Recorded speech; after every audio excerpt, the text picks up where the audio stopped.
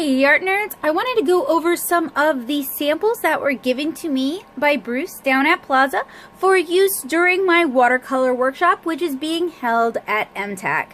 For those of you who were not able to make it, this workshop was on Saturday, April 20th. It was part of MTAC's programming. It was a watercolor workshop presented by me. I should have a recording for you guys. And I'd approached Bruce at Plaza about possibly sponsoring the event, and he gave me loads of really cool watercolor product samples to give to attendees. So if you missed it because you were sleeping, that's just too bad. You really missed out on a great panel, and you're just gonna have a little bit jelly and make sure you don't miss the next one. So today I kind of wanted to go over some of the samples that he gave me to distribute, kind of talk about their working properties and how you can use these samples at home. So we have 2 watercolor samples and we have 3 types of paper samples, and I will be providing cups and brushes and additional paints and additional paper as needed during the workshop. So the first paint sample we received is a Core watercolor sample. Core is made by the Liquitex company and it is their watercolor line, and Core is really cool because it uses Aquazol, which you can see is almost clear, instead of gum arabic as a binder. And the use of Aquazol means that colors like blues, cobalts, some of the purples are very, very clean and pretty because they aren't influenced by the yellow gum arabic. So Core is a really cool watercolor product. I really love painting with Core watercolors. The Core mini palette is one of my favorite palettes, and you can check out how I use that by clicking the card here. So inside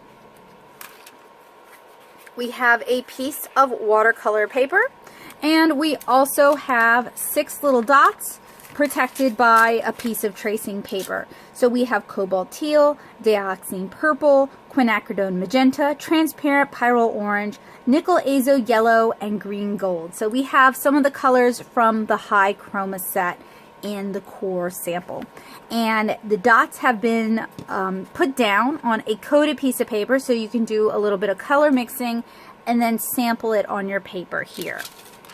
We also have a Daniel Smith dot card set. This is the Chihiro Yabe palette. So we have manganese blue hue, French ultramarine, phthalo blue red shade, moon glow, cobalt teal blue, ultramarine turquoise, hooker's green, phthalo yellow green, lemon yellow, cadmium yellow medium hue, pyrrole orange, pyrrole red, quin rose, quin magenta, wow, that's a new one, carbazole violet, new one to me, quin gold, burnt sienna, and sepia. And the way these dots work is it's just a little dot of liquid tube watercolor that's been placed on a card. You can make your own dot cards if you wish, and it can be reactivated with a wet brush. So it's just a very simple way to try out a few new colors. So these are the 2 paint samples that we will have at the panel. Like I said earlier, I will also augment with my own watercolor supplies. So maybe not everyone is going to get one of these 2 cards. It depends on how full the panel is. In terms of paper, I'm going to supply some paper because I have some printed blue lines for people to work on if they wish. I know not everybody wants to paint under pressure, and that's why I print the blue lines, but we have Canson Artist Series samples, which we will dive into in a moment. We have Winsor and Newton paper samples, which are cotton rag paper, and we have Strathmore Vision samples, which have sketch, drawing, mixed media, and watercolor at the back, and you get 3 sheets of each per pack, and these are going to be cellulose based.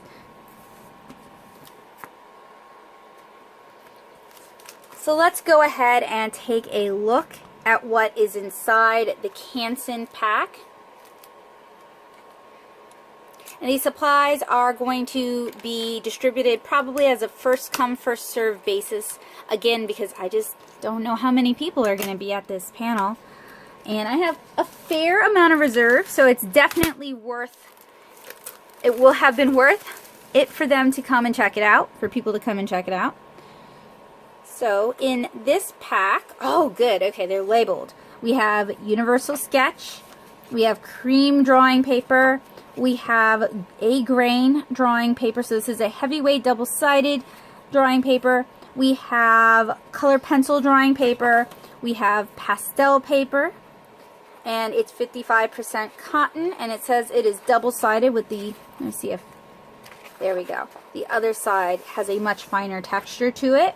We have Pro Layout marker paper, that's going to be fun. We have acrylic paper, which feels a lot like watercolor paper. And then we have a heavier weight, oh okay, there we go.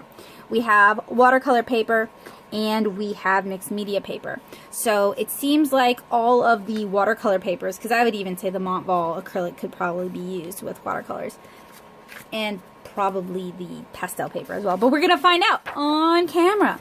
Anyway, these are all cellulose-based papers, as is the Strathmore Vision paper. So the relevant watercolor papers in this pad are going to be the mixed media and the watercolor paper. So there is 6 total sheets of that, and we're going to explore that in a moment. And then we get 1 sheet of cotton rag watercolor paper, which is going to be the highest quality watercolor paper. So I think this is really fun because it gives us a nice overview of several different types of watercolor papers. And this actually has 2 sheets of watercolor paper in it, so it's pretty handy. Okay, so we have the Strathmore watercolor. We have the Montval watercolor, which is also what I'm going to be handing out. This is one of the papers I printed blue lines out onto. And then we have our Winsor and Newton cold press cotton rag paper. So there's a fair amount of choices when you're buying watercolor papers. I'm going to discuss those a little bit more in depth in another video. But basically, today we're talking about cotton rag or cellulose paper.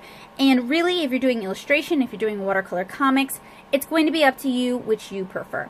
So what I want to do is I want to swatch both of these palettes on all 3 of these papers. And we're going to begin with the core 6 colors. So I have here a Princeton angled shader. This is a synthetic brush with Taklon bristles. And if you're confused about those words, fear not, I have a watercolor brush overview that you guys can check out that will help you pick the brushes that are right for you. And what I'm going to do is I have a cup of water way over there. We're just going to add a little bit of water, and you see how it reactivates, really easy to do. And this should be just enough for the students to kind of get an idea. So this is our cotton rag paper, and I'm going to blend it out also. Cotton rag papers are nice. They tend to stay open, workable a little bit longer. You can do more layers of color on cotton rag paper, and the colors are often a bit nicer. However, they're a little bit more expensive, and some people do find them a little more difficult to work with. I typically use a combination of cotton rag papers and cellulose papers. In fact, I paint my Cara pages on Montval watercolor paper, so I'm very familiar with it, and I really like Montval watercolor paper as a cellulose paper. And then finally, we have our Strathmore Vision watercolor paper. In terms of watercolor for watercolor, I don't generally like Strathmore cellulose papers as much as I like cotton rag papers or Canson Montval. However, I do really like Strathmore papers for alcohol markers and for kind of my spot color illustrations that I like doing. So I definitely do use Strathmore papers frequently. I just don't often use them with watercolor. I find that they just don't hold on to the pigment as nicely as, say, Canson or cotton rag papers. So that was cobalt teal. Now we're going to take a look at dioxazine purple, which is a really nice, rich, deep purple. And as you guys can see, just a little bit of watercolor goes a long way. One of the major problems I encounter when I'm helping students learn how to watercolor is they want to paint with it as thickly as they would with, say, acrylic. You're aiming for very thin glazes, you don't want to paint necessarily directly from the tube. You want to add some water to it. And patience is a virtue when it comes to watercolor painting. I find that cellulose paper tends to dry a little more quickly than cotton rag paper. So for comic pages, cellulose is my preferred paper because it's economical. I can run it through my printer very easily, and with the Montval I can get it to do what I want it to do. If you're scoping out other watercolor artists here on YouTube, you will probably find that most do not prefer to use cellulose papers, but most are also not watercolor comic artists. So, you know, your use will vary and your preferred tools will vary. And really, it's all about experimenting and finding the product that's right for you. So we just tested out Quin Magenta, which is a really lovely hot pink, and it can be a really fun mixing color. And don't worry, I will teach you guys the basics of color mixing. Next, we're taking a look at transparent Pyrrole Orange. And I am doing a wash with clean water so you guys can kind of see how each paper handles a wash.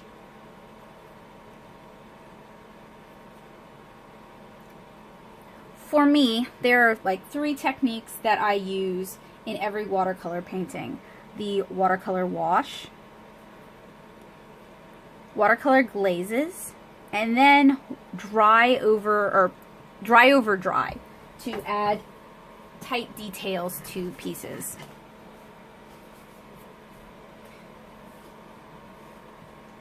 Alright, next we're taking a look at Nickel Azo Yellow.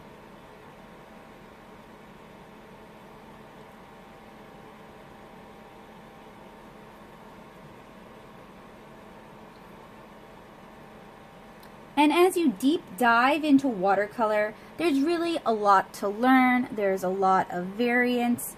I want to kind of keep this simple and very approachable for you guys.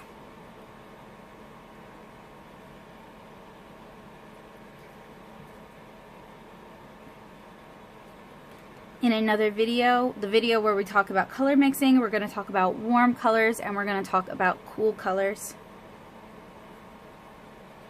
Finally, we have green gold, which is a very bright yellow gold. It's one of my favorite colors because it's very spring.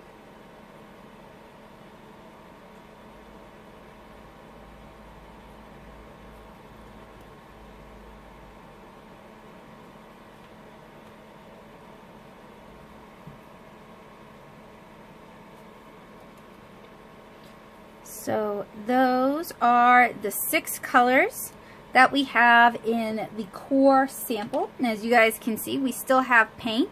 If you set this aside, the wet paint's going to dry and you can reactivate it again later. So this could actually be a really handy sort of travel or pocket watercolor sketch tool. So next we're going to take a look at the Daniel Smith Chihiro Yabe palette. So something I want to point out to you guys is all of these papers are about 140-pound papers. Watercolor paper comes in several different weights, and that's going to determine how thick the paper is. 140-pound paper is a little bit thicker than cardstock, and it has to do with how much a ream of this paper at a certain size weighs. 300-pound paper is going to be thick, like illustration board. And 90-pound paper is fairly thin, about the weight of cardstock. If you're working on heavier papers like 300-pound paper, you don't need to stretch it. If you're working on lighter papers like 90-pound paper, you're going to want to adhere it to a surface to help prevent it from buckling. Now, the cotton rag paper, there is no buckling whatsoever, but you can see that the colors have kind of shifted up. So the water has shifted up into the color wash. On the Montval, there's a little bit of buckling, but the colors have not really shifted all that much. And then on the Strathmore paper, the paper has not really started to buckle, but the colors have they're kind of sitting on the surface. So now we're going to take a look at the Chihiro Yabe palette. We're going to start with Daniel Smith Manganese Blue Hue. Now this palette is on watercolor paper, so after you activate it, once it's sunk back into the paper, it's not really going to lift back up. So this palette isn't quite as reworkable as the core sample palette. And after I swatch this color, I'm going to go change the water in my cup out because it started to really pollute the manganese blue hue, which is typically a very light color from Daniel Smith anyway.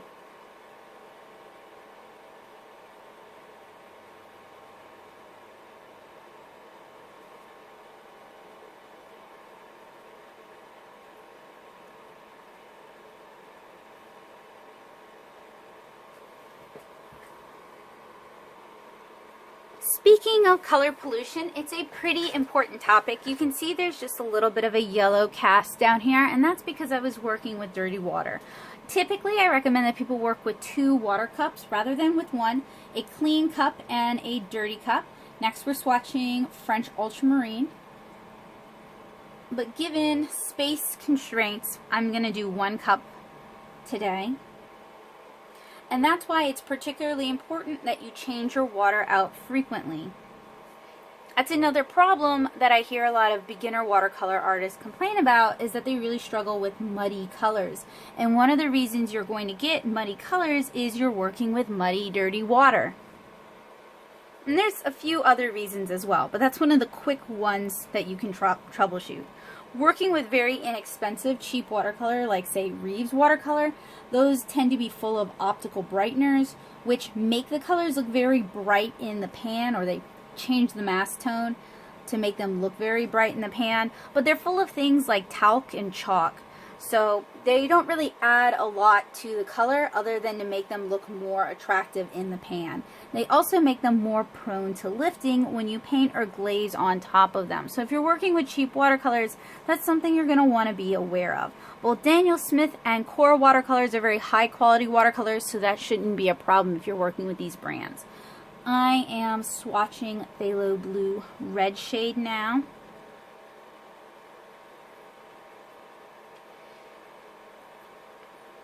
And if you're just kind of starting out with watercolor or any artistic medium, I highly recommend you attend Hands-On Creativity.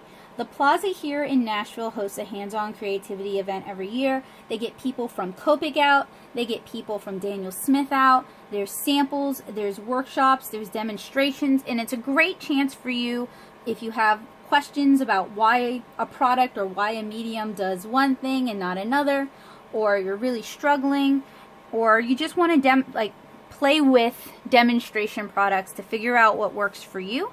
Hands-On Creativity is a wonderful event that is free and open to the public.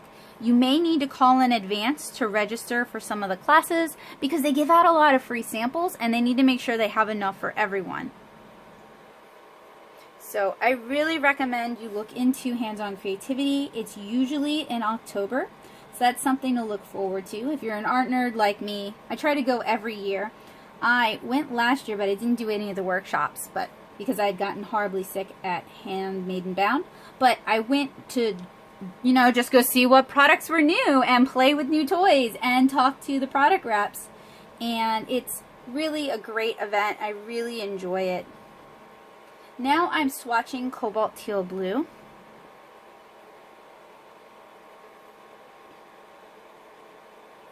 And you guys can maybe see how the dots are kind of soaking into the paper. You can still get use out of them. They're great for a one-time illustration.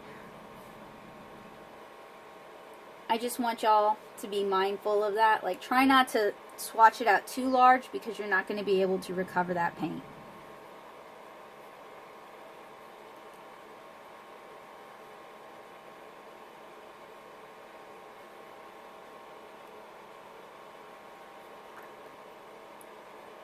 And I am just so excited to be able to share these materials with the students who are going to be taking my workshop on Saturday. It's amazing that I get to offer them, you know, artist quality materials thanks to the generosity of Plaza, and I really appreciate it.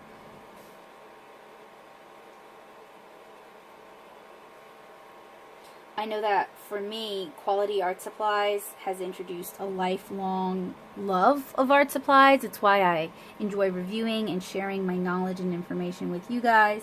Even if they're kind of expensive, it's definitely something that's worth saving up for, or asking as a Christmas present or a birthday present. Think of it as an investment. So just as you would spend maybe $60 on a video game because you're really excited about that video game, I will spend $60 on the Core Mini palette because I'm really excited about it and I know I'm going to get months, if not years, of enjoyment out of it. So that was Hooker's Green. Next is Phthalo Yellow Green.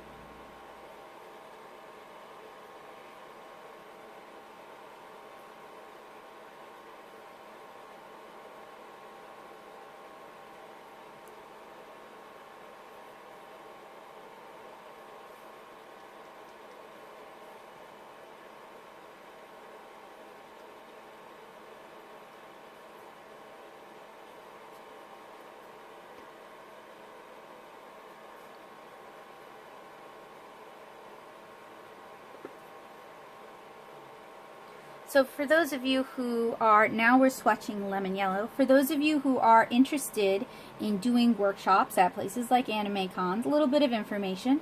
I pitched the panel to MTAC. I've done panels with them. I've done watercolor panels with them in the past. So they've worked with me. They know who I am.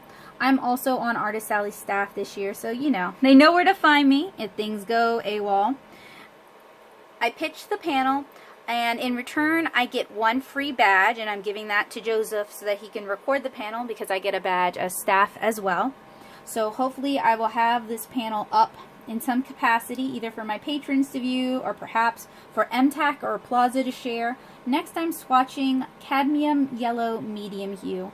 But I really enjoy being able to make my workshops accessible to people online or reviewable for students in my class who perhaps miss some information.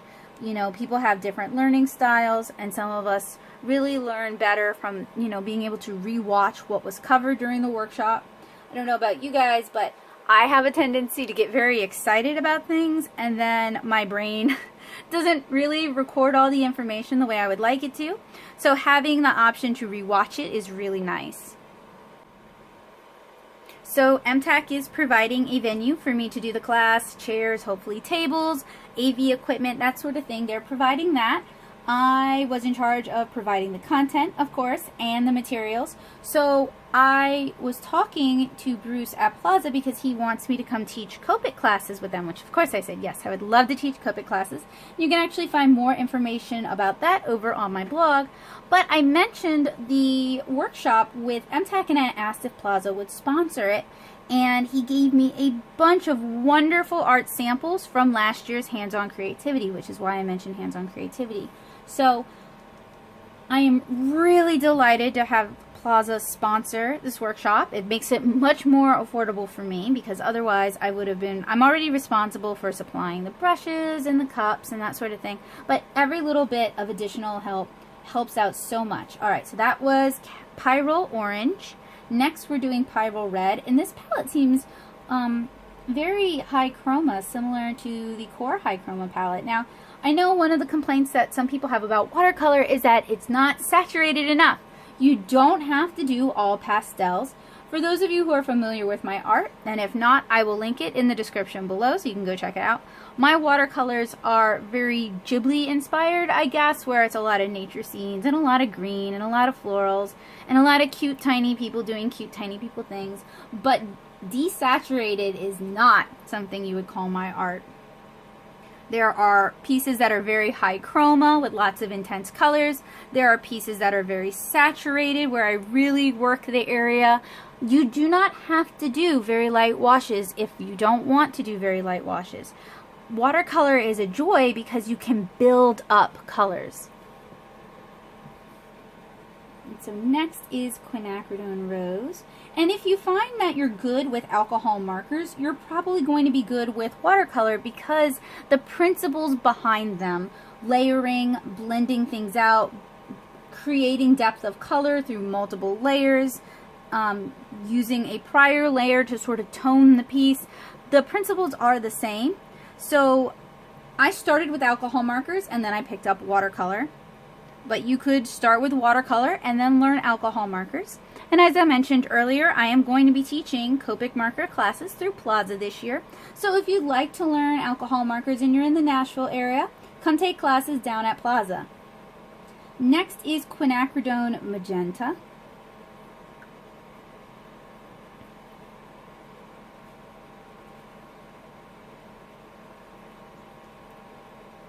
So basically, if you're doing workshops or panels at anime cons, unless they invite you as a guest, you are not going to get paid for it.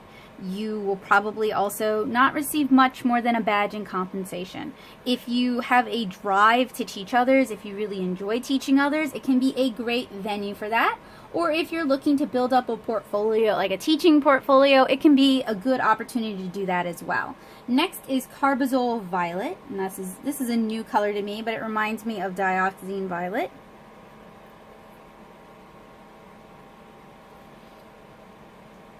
And I do get paid for a lot of my other teaching opportunities. I don't want to make it seem like I never get paid.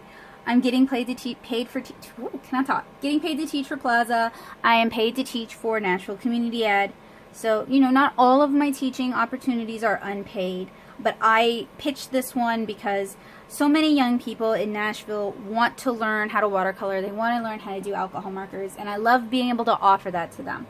So next is quinacridone gold. And so many young people at anime conventions want to make comics or comic content. And initially, I pitched 3 panels to MTAC, and they could choose whichever one they thought was most fitting. I pitched a writing comics class, and I pitched an alcohol marker class in addition to the watercolor class, and they chose the watercolor class. I feel like they know their audience best. So I'm happy to present that, and I really hope we're going to have a great turnout. I hope people really take advantage of this opportunity, not only to learn, but also to, you know, get to play with really nice art supplies that they might not otherwise be able to afford. So this is Quin Gold. Next we're swatching Burnt Sienna. And what's really nice about the Daniel Smith swatches or dot card is they include pigment information and light fastness information. So if you love the colors, it's very easy for you to take this information into Plaza. You could even ask any of the sales clerks. They would love to help you. They're all very, very friendly, very knowledgeable there. I really like Plaza because the people they employ care about art supplies and they're artists themselves, and that's really refreshing. Not all art supply stores employ artists. And finally, we have Sepia.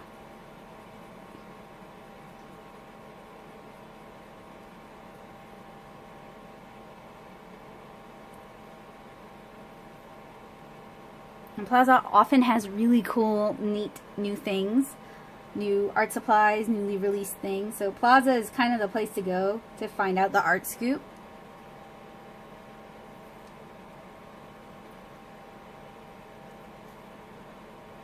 And you can sign up. They have a, it's like a membership, and I think it's free to join, and you get discounts. And they also send you newsletters when things are on sale. So that's a good way to kind of keep up and like make sure that you get your art supplies at a really good price. Okay, so we have now swatched the core dot card, and my core watercolors are still wet. That's why they give us this little piece of tracing paper that we can just pop on top of it. And we have also swatched the really beautiful Daniel Smith Chihiro Yabe palette. So what I'm going to do off camera is I'm going to allow these to dry, and I'm going to label them, and then I'll check back in with you guys.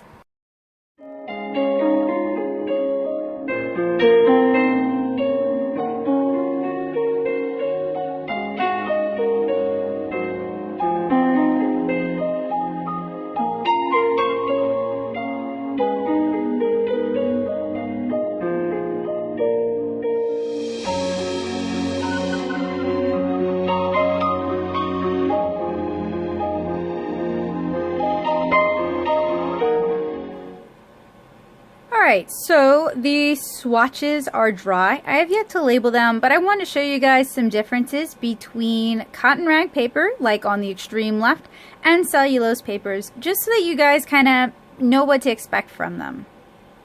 So here we have our cotton rag paper. Cotton rag paper can be really thirsty paper. It's also going to give you a lot of granulation, particularly if you're using paints that granulate. This can be a lot of fun texture, and this is often what people think about when they're thinking about a watercolor piece. Cellulose paper is not quite as prone to granulation just because there's not necessarily as much surface irregularity, but that doesn't mean it's not a fun paper to paint on. You can probably get fewer layers on your cellulose paper without lifting than you would get on your cotton rag paper, but it's an economical choice that can be great to learn on.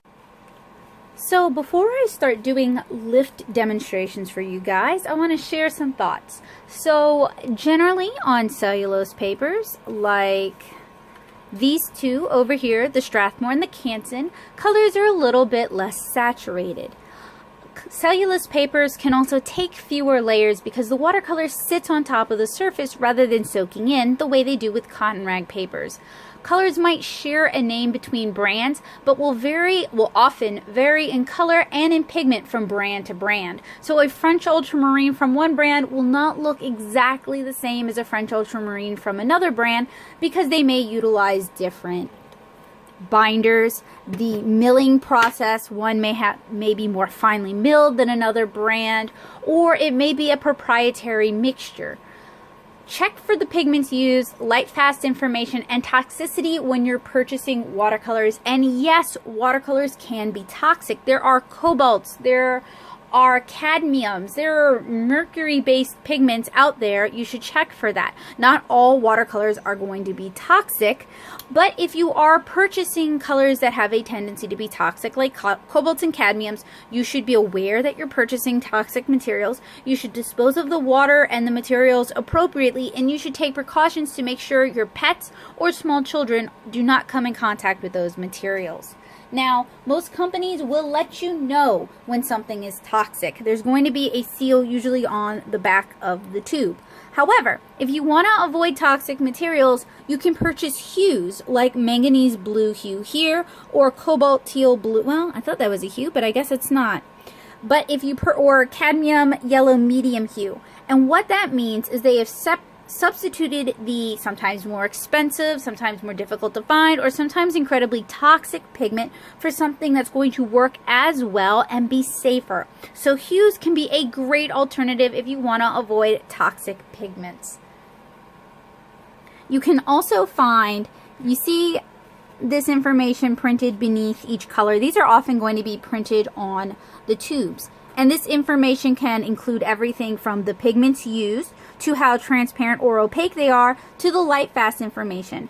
And the way this information is presented can vary from brand to brand. So on the back of this card here is the color key information, and you see here we have our warning. Warning required by the state of California only, cancer and reproductive harm. So that's what I mean by some of these colors can be toxic. But see, we have an explanation of the color keys shown here. So for Daniel Smith, the Y, for example, will represent yes, it is a granulating color to varying degrees. Or this little half moon symbol here represents that it's semi-transparent. And this information is usually represented from brand to brand. It just varies in how they represent it. And it is usually explained on a key found somewhere on the packaging. So just keep an eye out for that. If you're going to be doing a lot of layering, you're generally going to want to look for and purchase colors that are transparent or semi-transparent, and you're going to want to avoid colors that are opaque just because those typically lift up and can muddy other colors. So now we've discussed that, we're going to do some lift testing on these three different papers. So doing a lift test can provide some valuable information, and it's something that most artists are going to want to know at some point in time. So I'm going to move these cards just out of the way, and we are going to start with the Winsor and Newton cellulose paper. So using our filbert, it has been dampened with clean water. We're just going to scrub lightly, and you can see the cobalt teal is starting to lift. That doesn't mean it's a bad color. It doesn't mean it's a cheap color. It doesn't mean it's a cheap brand. All it means is that it lifts from the paper. And this is a quality that you want to be aware of because it's going to change how you handle it. Now you see with the dioxazine purple, it's far less likely to lift. That makes it a staining color. Colors that are more likely to stain the paper, i.e. unable to lift, those are less likely to be sedimenting colors. And the reason for that is the pigments are they're usually smaller, perhaps more finely milled. So the quin magenta, also very not prone to lifting, so it is a staining, non-granulating color. And if you like to paint in a lot of layers, or if you'd mix a lot of your own colors, you may prefer to work with these colors that are a little bit more finely milled. The reason for that is you can get a more clean color mix when you're painting, and that can be useful when you're painting skin tones, or if you're painting like flowers. Basically, if you want it to look kind of clean when you're painting it, non-granulating colors can be a good way to go. So those were the core colors. Let's try the Daniel Smith colors now. Now Daniel Smith colors tend to be a little bit less finely milled than core colors, so they're going to be a little bit more prone to lifting. And with cotton rag papers, all of these colors are going to be a little bit more prone to staining the paper because the color seeps into the fibers themselves, as opposed to cellulose papers where the colors kind of sit on top of the surface. So if you're painting on cellulose papers and you're finding that your colors are kind of muddy, you may be doing too many layers and the paper may not be able to handle that many layers, and you may want to try switching to a cotton rag paper.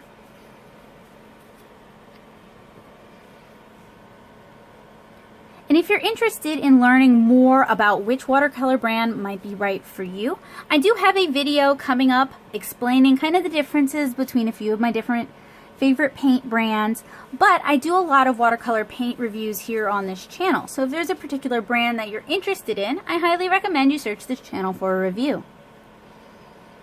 And my reviews are really catered towards watercolor comic artists and watercolor illustrators. So as I've mentioned earlier in the video, things that I think are important may not be the same as what a fine art watercolor artist or an abstract watercolor artist may value. I also tend to paint much smaller, you know, panels gotta fit on a page.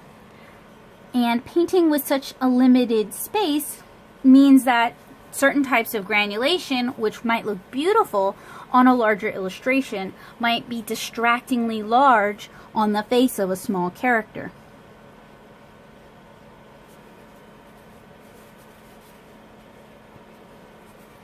I find that cotton rag papers tend to take wet into wet techniques a bit better than cellulose papers because they tend to stay wet or open longer. So if you're trying to do watercolor techniques, particularly like wet into wet techniques, and you're having difficulty doing it on your cellulose based papers, the solution may be to switch over to a cotton rag paper.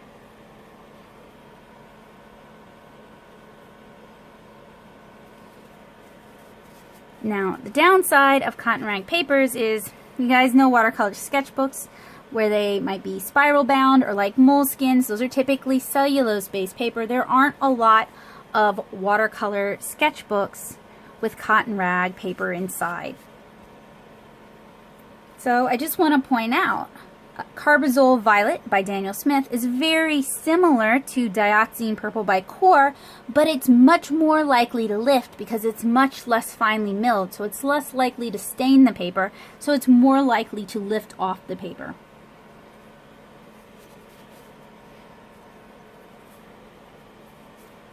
So how fine the pigments are milled can play a huge role in whether or not they're going to lift up when you add subsequent layers.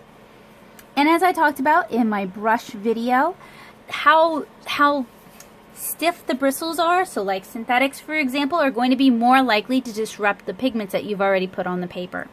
Alright, so that is the Winsor and Newton watercolor paper. This is the cellulose paper. I'm going to do a lift test next on the Canson Montval paper. So as we discussed, Canson Montval paper is a cellulose paper, so it's going to be a little bit more likely to lift off the paper surface. And as I mentioned much earlier in the video, this is the paper that I use to paint my comics, 7-inch Cara, so I'm very familiar with this paper, and I like it a fair bit. It's inexpensive, it comes in the size I want, I can get it in a pad of 12 sheets of paper, it runs through my printer, it takes pencil well, it takes watercolor decently well, it behaves consistently except in winter or when I'm painting in Louisiana when it gets real weird. But generally, it's a very mild-mannered watercolor paper that doesn't have a lot of tooth. Now, tooth is the texture on the paper. With cellulose papers like this, it is run through a mold and it kind of embosses this texture on the paper's surface. With cotton rag papers, these are also run through a mold, but this is more the texture of the natural fibers. Now, you can get cold press paper. You can get not pressed paper or rough pressed paper, which has a lot of texture and tooth.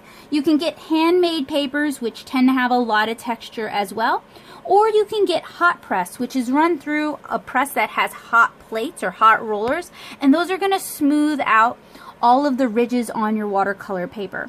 And really, it's up to your preference. Do you like texture? Do you want, different brands will also handle differently. So I don't want to give huge sweeping generalizations other than hot press typically has a very smooth texture. Cold press tends to be a bit more textured, has more tooth to it. Hot press can also be useful with like alcohol markers. Cold press can also be useful with like color pencils or pastels because of the tooth. You can get hot press, cold press, and even not press in cellulose or cotton rag. My favorite hot press papers are the ones that have cotton rag in them, and my absolute favorite hot press would be Stonehenge Aqua Hot Press. I think it is a wonderful paper and I really enjoy using it.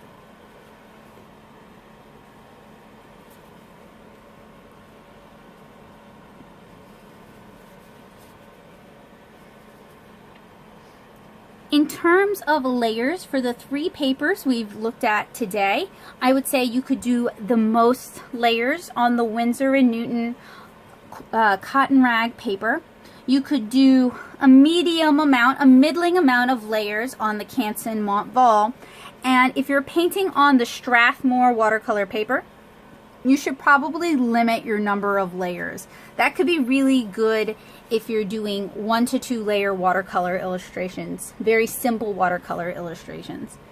Now, the Strathmore paper is available in the Vision journals, which are like a cheaper version of the visual art journals they sell. And I've used the visual art watercolor journals in the past, and they're not really my favorite. I find that they don't really take watercolor as well as the Canson paper, but Strathmore makes a lot of different papers for a lot of different uses, and Strathmore Plate Bristol is one of my favorite papers to use with alcohol markers. So really, it's all about finding what paper is right for you and the kind of art you want to make. And if you're just learning how to watercolor, I really recommend watching loads of other artists here on YouTube. Look up other artists on Instagram, look up other artists on Twitter, see how they're doing things and draw inspiration from that. Watercolor is as much a style and an expression as having an art style or a drawing style. So I really encourage you to figure yours out by finding inspiration from other sources. It's fine to borrow and be inspired from other artists. There's nothing wrong with that. That's how we learn. And I would also recommend that you put in loads of practice. The more you practice watercolor, the better you're going to get. So I hope you guys noticed that with this Canson Montval paper, pretty much all of the colors were fairly prone to lifting, as opposed to the cotton rag watercolor paper, where the core colors were much more attached to the paper. Even some of the Daniel Smith colors are much more attached to the paper. So finally, we have the Strathmore paper, which kind of handles like a hot press in that all of the colors kind of sit on the surface and seem to pool. There's really not a lot of texture to this paper, and it doesn't seem to have soaked into the paper fibers. So you could maybe use the Strathmore watercolor paper with, say, watercolor markers, because it's less likely to tear up your markers. It's also going to sit on the surface so you can blend your markers a little bit more.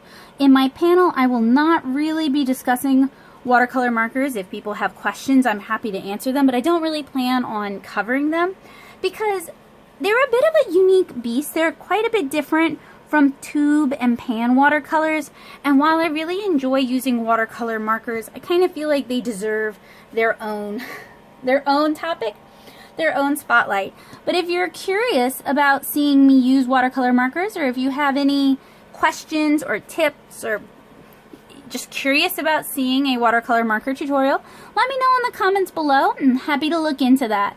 So the core colors are not really lifting up from the Strathmore paper, but we are kind of blending out that harsh water edge that we got when we tried to do a wash with these colors.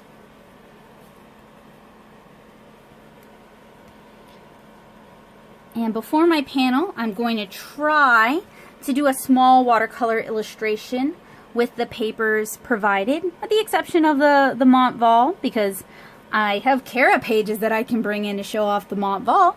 But with the Vision watercolor paper and with the Winsor and Newton watercolor paper, I'm going to hopefully do a couple of little test illustrations just so that I have a better idea of how these papers handle, and so that I can better explain how to get the most out of them to the students in my workshop. I really love kind of specializing in certain materials and becoming good at them so that I can bring out the best in them. I feel like even very cheap materials have a use case where they shine. So I love being able to spend extra time and figuring things out.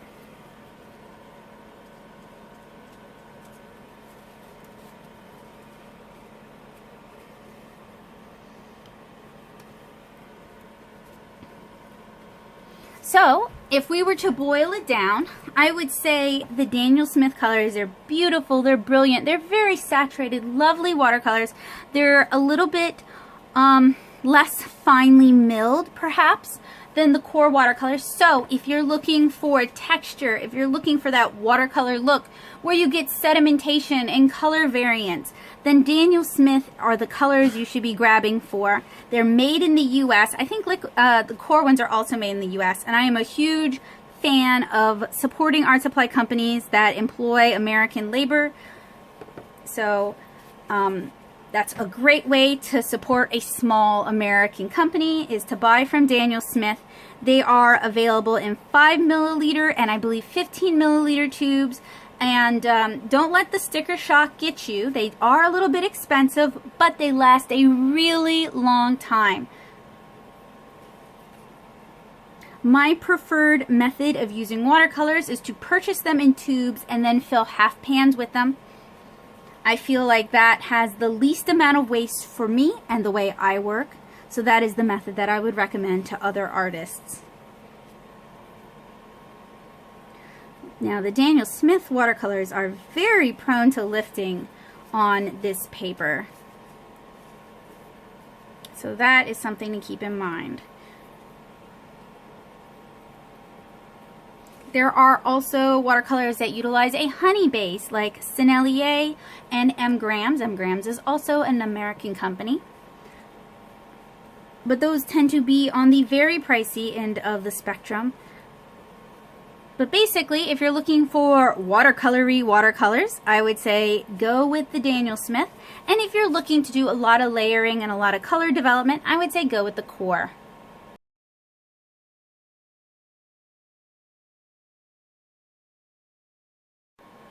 Alright, so here are our 3 test sheets of paper laid out with our 2 watercolor brands. We have the Winsor and Newton cotton rag based watercolor paper here. It has a lovely texture and I look forward to exploring it more in the future. At the top are the core watercolors. They're a little bit more prone to staining. They're going to be a little bit more saturated. At the bottom we have the Daniel Smith watercolors. They're a little bit more prone to lifting and you're going to get some lovely color granulation out of these. Here we have the Canson Montval watercolor paper. This is a cellulose based watercolor paper. Down here at the bottom it gives you a little bit of explanation. French made, 100% cellulose, highly resistant to repeated scraping, erasing, and washing, which is probably why I like using them for Cara pages, is it's a tough little paper. At the top, we have our core watercolors. They were fairly resistant to lifting. At the bottom, we have our Daniel Smith watercolors. On this particular paper, they are very vibrant and saturated, lovely colors.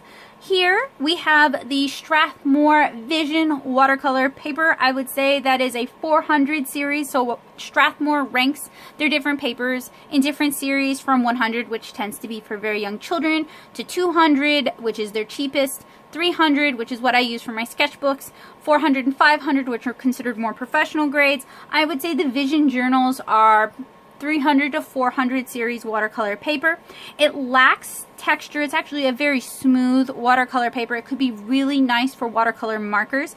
I found that most of the colors were very prone to lifting and I feel like it behaves like a hot press cellulose based watercolor and that the color sits very much on the surface of the paper rather than sinking in, allowing you to layer it. I enjoyed using both the Daniel Smith sample and the core sample. I'm a fan of both brands and I utilize both brands in my studio for Cara pages pretty frequently. One of my favorite colors from Daniel Smith is their Undersea Green. It is a really beautiful color. These are two watercolors, although Daniel Smith now has several half pan sets. In fact, you can check out my review for that here on this channel. Those might be a little bit easier for you to use. I also really love core watercolors. I use them in tubes and I am a huge fan of the core mini palette. I feel like it delivers really beautiful saturated colors that pack a lot of punch. So if you happen to like that 80s aesthetic of like hot pinks and very saturated skin tones and nice teals and purples, the core watercolors are a wonderful way to achieve that. I want to thank you guys so much for watching this video. I hope it was useful, helpful, and informative. If you guys came here after attending my workshop at MTAC, I hope that this video has kind of inspired you to put your watercolor samples to good use, to try new things, and hopefully I will have more watercolor videos using these products that will continue to inspire you and share information with you guys. I want to thank you guys so much for watching and I hope I will see you guys again really soon. I hope you guys have a wonderful day. Bye guys!